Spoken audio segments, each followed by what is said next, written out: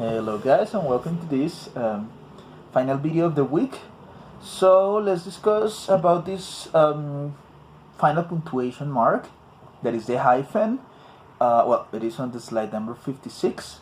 As you can see, it is pretty similar to the dash, at least in its graphic representation. You have again this example over there with the rectangles in there that represents words or letters, and the hyphen in the middle, that is shorter, right? And there there's an example. It says this is a rather out of date book, right? And between out of date there are two hyphens, out hyphen of hyphen date, right? So again, this is also a horizontal line, but this is shorter, and it is between words, right? And normally we do not have spaces, right? Let's think about a computer written text, and there are no spaces there, right? It's just right after the text. Okay. Again, there are like some guidelines about the hyphens, but not very established or fixed rules. So it's a little bit more like general usages, right? We don't have, as they are pretty informal as well. We don't have pretty fixed rules, right?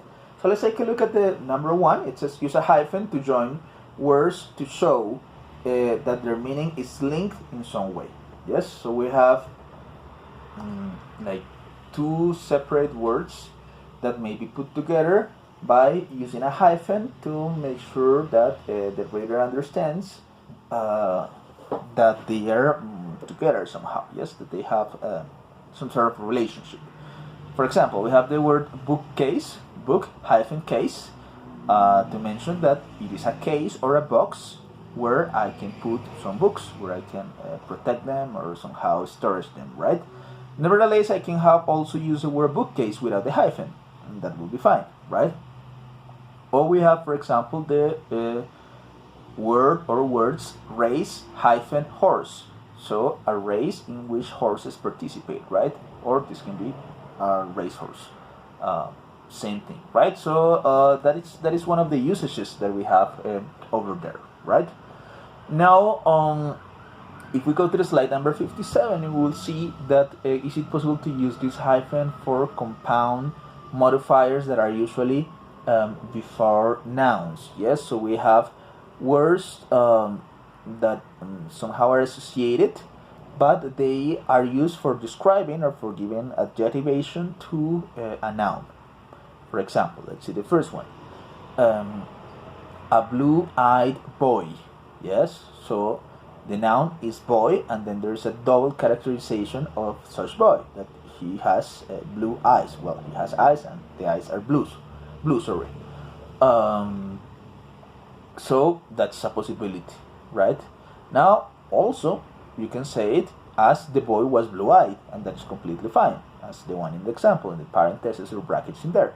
So this hyphen is just an option. Take a look at the other one. The well hyphen known actor.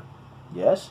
So I am attributing the characteristic to this actor of being, let's say, known, but also known for, something good.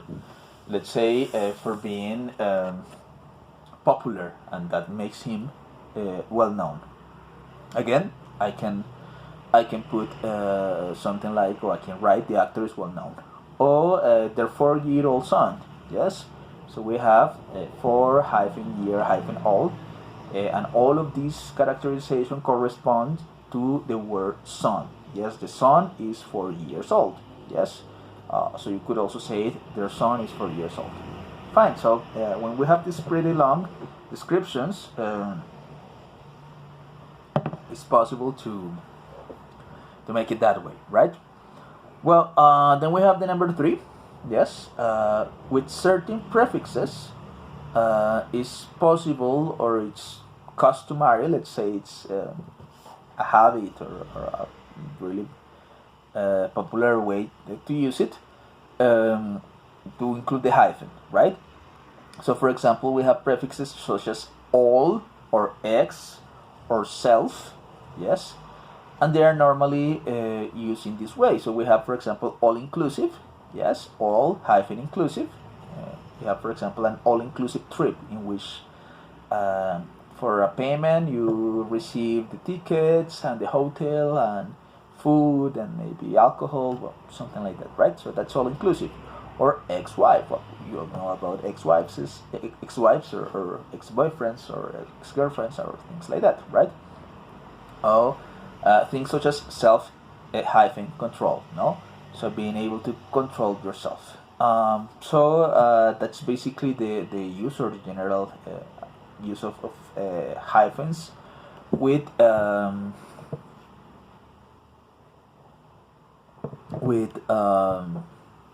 this type of prefixes.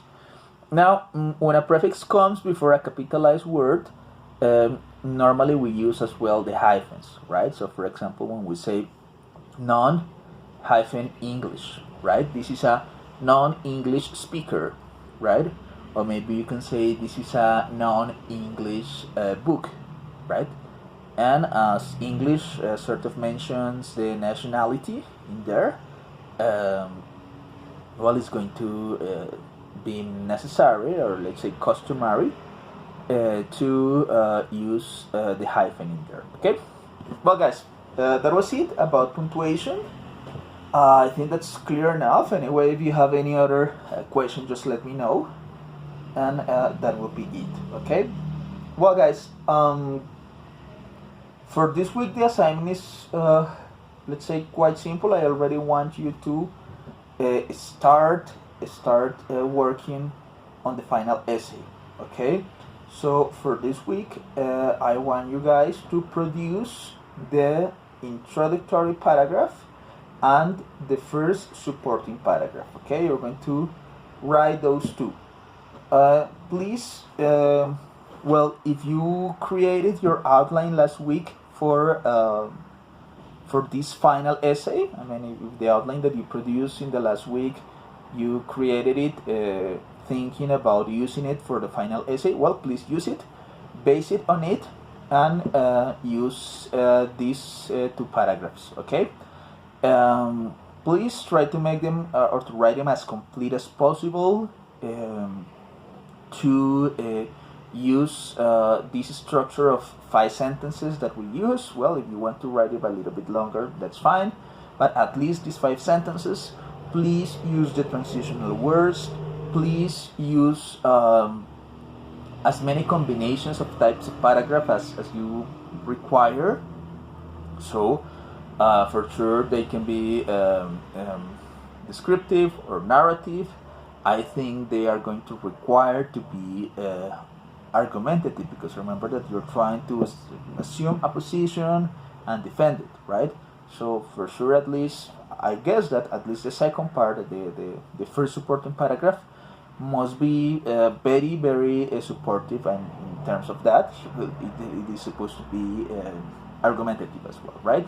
Please use transitional words.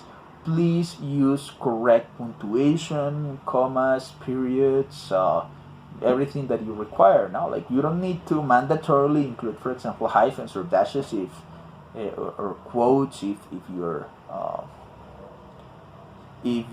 paragraphs do not naturally require that. But please pay attention to the most basic punctuation, because this is fundamental over here. Okay, so basically, let's do that. What may happen, guys, is that the paragraphs are really good. Let's say they are perfect, and I can say, okay, guys, just that is ready. You don't need to make any other correction or something like that. And next week we will talk about the other assignment that for sure will be most likely like to finish the rest of the assignment, right? So the rest of the essay. So that could be like the first draft, right? In the end, I will revise both of the assignments and we will see like what happens with that. But for now, let's concentrate on that. Introductory and for supporting. Please do it in the best way you can. Please remember, this is going to be like your final essay, so please decide what it's going to be about. Think about it. If you want to follow the line of the outline, well, go ahead with that. But this will be like the final, let's say, topic that you're going to select. Okay, so that's it, guys. Thank you very much, and see you next week. Bye bye.